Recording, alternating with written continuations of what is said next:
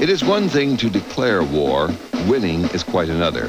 What was required was no less than a total commitment of American resources, both material and human. It is not an army we must train for war. It is a nation. The entire country had to be behind the war effort. For this to happen, America had to be sold on war. The task went to a government agency called the Committee on Public Information.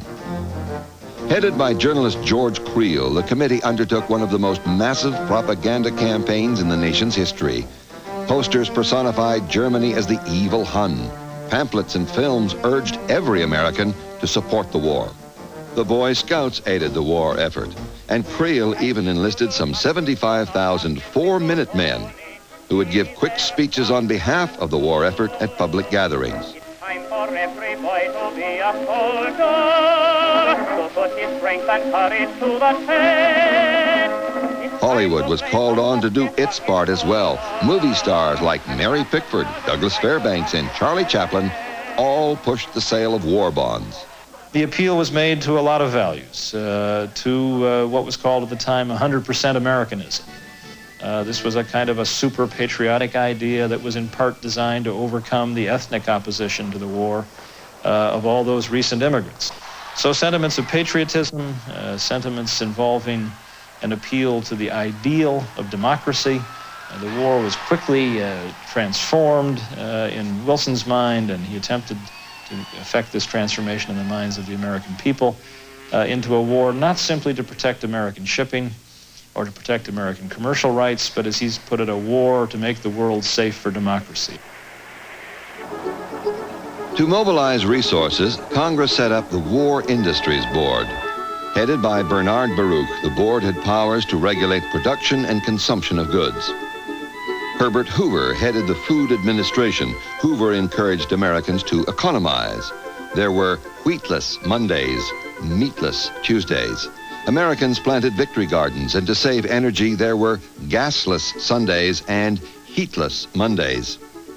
While opposition to the war was tolerated before American entry, once the nation was involved, there was little room for dissension. An overwhelming majority of Americans backed the war effort, and fears that some might have sympathies elsewhere helped spawn a wave of anti-German sentiment which began to spread across the country.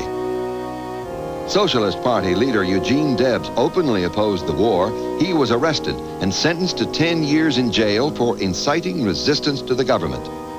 Debs had violated new laws which Congress had passed to contend with subversion. The Espionage Act imprisoned anyone found guilty of aiding the enemy, obstructing the draft, or encouraging disloyalty. The Sedition Act made it a crime to discourage the sale of war bonds or to utter any disloyal, profane, or abusive language about the United States government, the Constitution, the flag, or the uniform of the Army and Navy. The effort to mobilize the public was not only to mobilize positive feelings and to mobilize commitment to the war, but also to suppress those who disagreed. And there were many who disagreed from the beginning.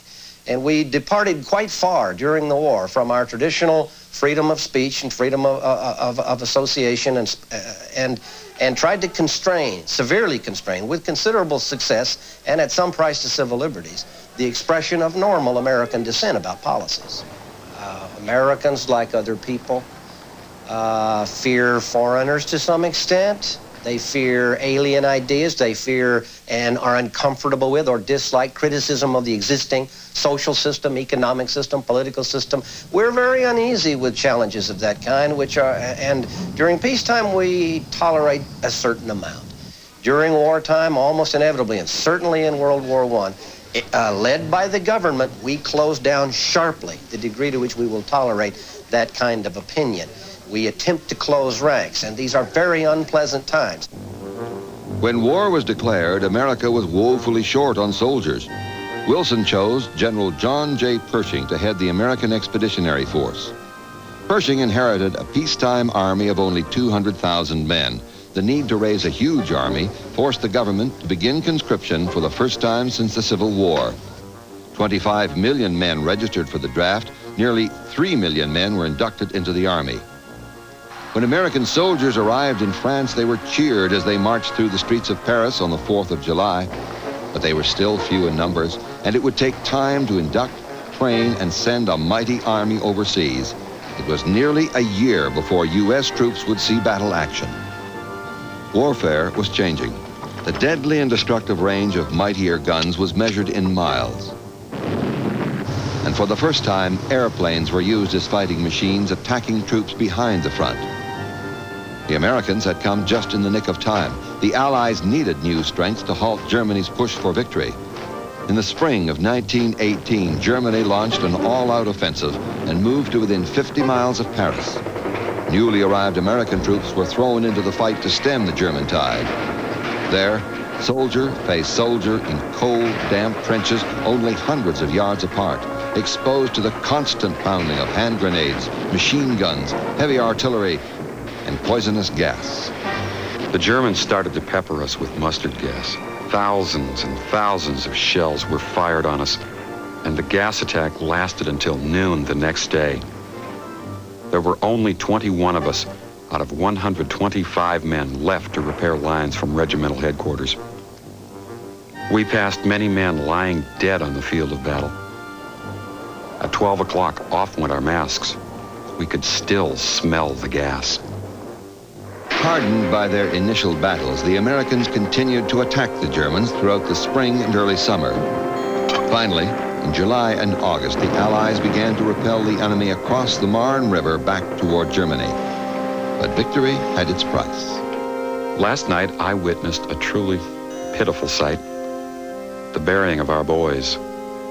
The sight of comrades being laid away for their final rest, garbed in a U.S. uniform, makes one's blood run cold and increases a passionate desire to deal out misery to the enemy. Despite the casualties, the American soldiers met the test. In the final months of the war, they overran German fortifications and pushed the enemy back through dense forests. Finally, after weeks of fighting, the American soldiers were poised to invade Germany itself. With their supplies cut off, the Germans had had enough. At the 11th hour of the 11th day, of the 11th month, November 11, 1918, Germany signed an armistice and the shooting stopped. 4 years of fighting had claimed 35 million casualties. More than 15 million lost their lives. And incredibly enough to us, there persisted in American culture right down to 1917 this idea that war was a place for glory, to die nobly, to make the noble gesture on the battlefield, and so on.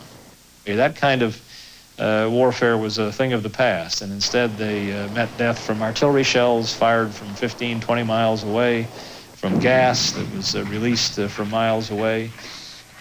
They died in droves, they died impersonally, and they died miserably. And it took them quite some time to discover those terrible facts. The American casualties and the victory won by those who fought and those who died were important. But it was the American soldiers who had not yet fired a shot in anger that hastened the end of the war. Behind that, however, is the fact that the Germans now could see clearly that the Americans had succeeded in mobilizing a very, very large military force. In addition to the 2 million men already in France, there were another 2 million in training in the United States, for a total of 4 million.